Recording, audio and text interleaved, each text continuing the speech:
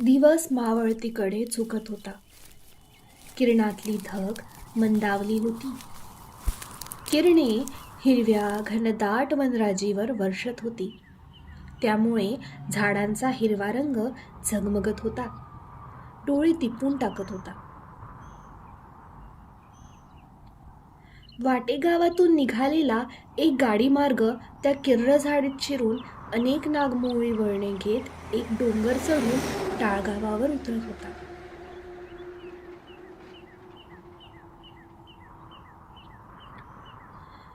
सावळा वाघधऱ्याकडे निघाला होता. त्याचा अवखळ कारवानी घोडा आज शांत चालत होता. सावळ्याचा धिप्पाड देह त्याच्या अफाट करणीला साजत होता.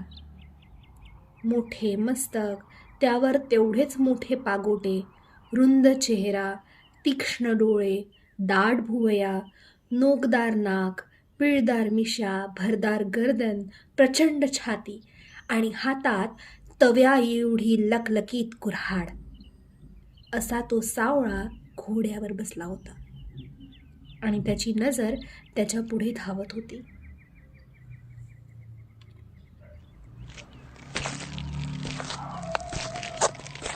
समोरच्या डोंगरावरून दोन माणसे खाली येताना दिसली. त्यापैकी एक स्त्री होती आणि एक पुरुष होता. ते दोघे कोण असतील याचाच विचार सावळा करू लागला. त्याने घोड्याला टाच मारली आणि तो वळणापाठी वळणे ओलांडू लागला. तो वेगाने पुढे जात होता आणि ती दोन माणसे भराट्याने खाली येत होती. एका वळणावर ती सावळ्याला दिसायची तर दुसऱ्या वळणावर ती दृष्टी आडवायची. त्या दोन माणसात आणि सावळ्यात आता एकच वळण उरले. ती दोन माणसे समोर येणार म्हणून सावळ्याने घोड्याला टाच मारली आणि त्याची निराशा झाली. इतका वेळ दिसणारी ती दोन माणसे आता एकाएकी नाहीशी झाली होती. हे असे कसे झाले? ती दोन माणसे कुठे दडली? सावळ्याने त्या मार्गावर पाचोळ्यात उमटलेली पावले पाहिली आणि ज्या ठिकाणी त्या दोन माणसांनी मुख्य मार्ग सोडला होता त्या जागीही त्यानेही मार्ग सोडला आणि किर्र झाडीत तो त्यांचा शोध करत जाऊ लागला.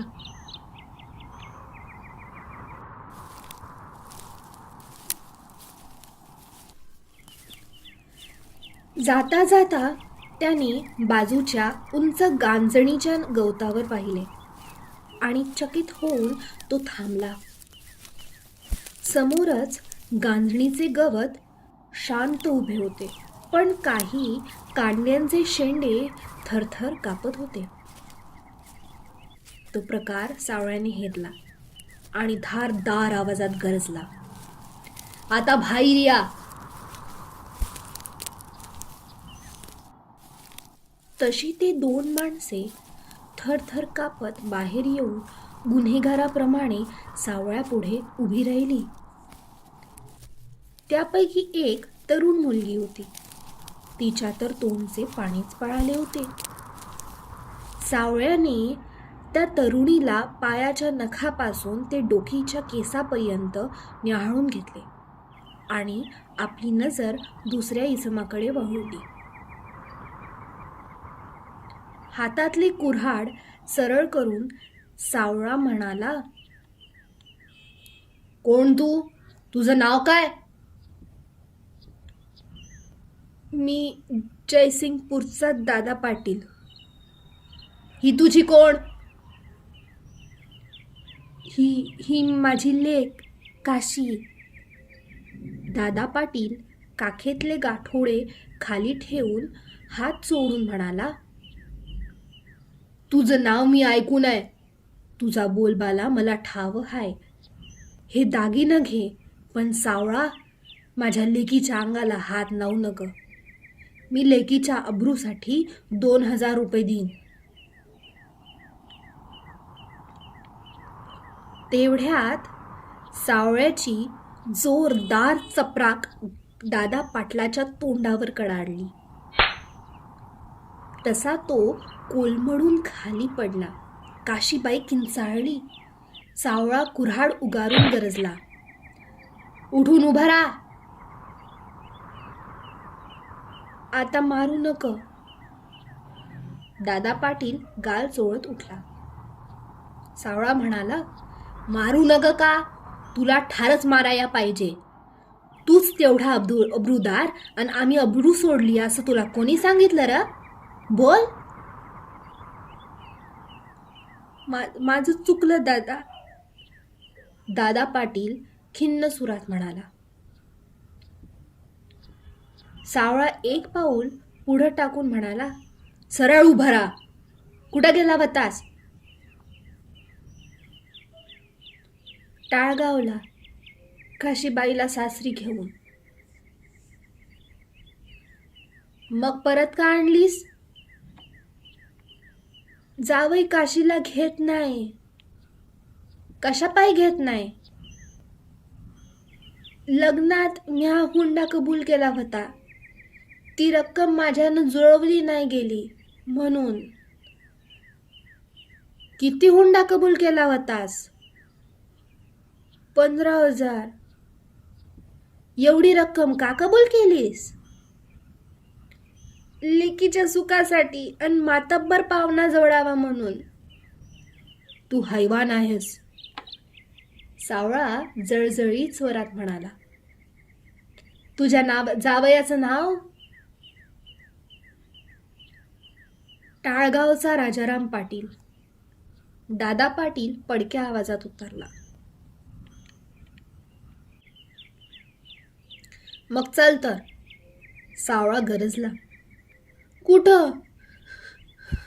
दादाला कापरं भरलं. सावळा भडकला. म्हणाला, माझ्या मागून गुमान चल. बरं चालतो.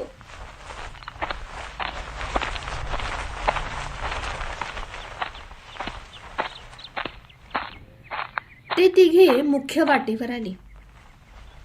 घोडा तसाच उभा होता. त्याच्याकडे पाहत पुन्हा सावळ्याने हुकूम केला, पोरीला घोड्यावर बसव, चाल. दादा पाटलाने काशीला घोड्यावर बसवली. आता कसला प्रसंग वाढवून ठेवला आहे याचा विचार करून काशीचा प्राण कंठात आला होता.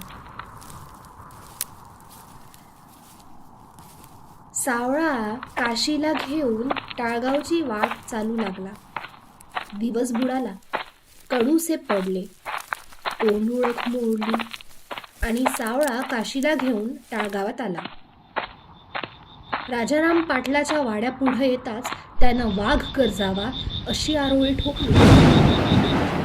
राजाराम पाटला, बाहेर ये. ती हाक ऐकून राजाराम चमकला.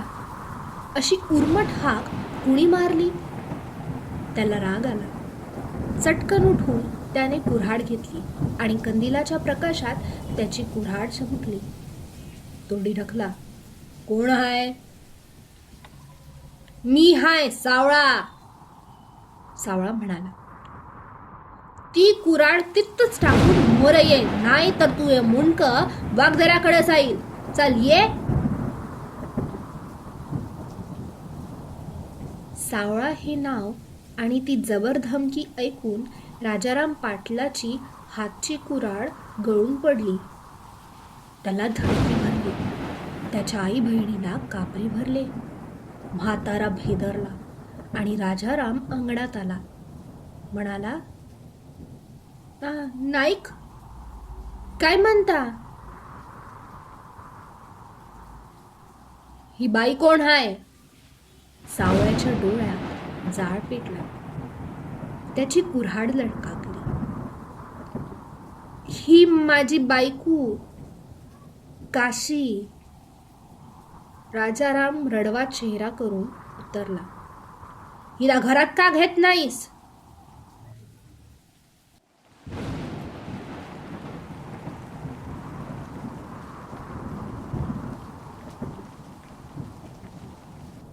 सावळ्याने करड्या सुरात सवाल केला. एक पाऊल पुढे टाकले.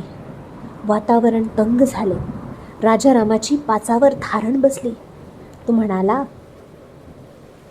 चूक झाली, माफी करावी. आता मी काशीला दुःख देणार नाही. त्याने पटकन दाता पाटलाचे पाय धरले. त्याची आई आणि बहीण यांनी काशीला घरात नेली. मग सावळा शांत झाला. म्हणाला, ही काशी माझी लेक आहे. हिला दुःख देऊ नका, नाहीतर तुझं डोसकंच मारीन. तुझ्या घरादारावर दुःखाचा डोंगर रचीन. अरे 15,000 हुंडा दिला नाही म्हणून बायकोला बाहेर घालवतोस? हुंडा घेणं बरं नाही. नाही, आता अशी आगळीक होणार नाही. राजारामाने हात जोडले. सावळा मागे सरला. ताडकन उठून घोड्यावर बसला आणि वाऱ्याच्या वेगाने वाघधाऱ्याकडे निघाला.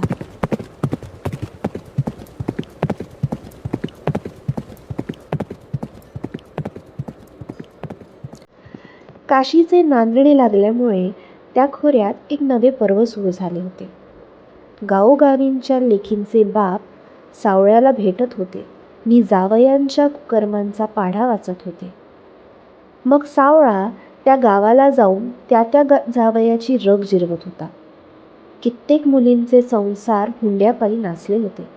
ते सावळ्यामुळे सोन्याचे झाले. अनेक लेकी सावळ्याला दुवा देत होत्या. काशी तर सावळ्याच्या उपकाराने दीपली होती. ती म्हणत होती. ती सतत मनात प्रार्थना करत होती. सावळ्याला उदंड आयुष्य लाभू दे. त्याला अपार बळ मिळू दे. त्याच्या तलवारीला धार येऊ दे आणि त्याच्या सुखाची खबर मला रोज कळू दे. माझे माहेर जयसिंगपुरात नसून ते वाघदऱ्यात आहे.